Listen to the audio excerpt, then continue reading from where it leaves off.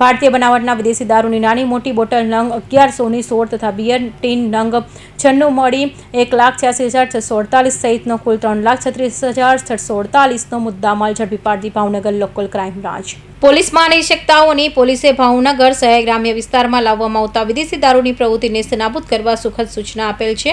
તારીખ 4 ઓગસ્ટના રોજ ભાવનગર એલસીબીના પોલીસ સ્ટાફના માણસો ભાવનગર સિટી વિસ્તારમાં નાઇટ રાઉન્ડ પેટ્રોલિંગમાં હતા। તે દરમિયાન Bhavnagar Ghogha road Mokhdaji Gohil circle police ચોકી પાસે રોડ ઉપર આવતા બાતમી રાહે હકીકત મળેલ કે અર્જુન રણજીતભાઈ મકવાણા રાહે રાજારામ અવેડાવાળા ખાચામાં ધોધા રોડ ભાવનગર વાળો તેના રહેઠાણક મકાનની બાજુમાં આવેલા તેના કબજા ભોગવટના ખુલ્લા પ્લોટમાં બહારથી ભારતીય બનાવટના વિદેશી દારૂનો જથ્થો રાખી સફેદ કલરની મારુતિ સુઝુકી કંપનીની Eeco car register number GJ4DN 7051માં હેરફેર કરે છે।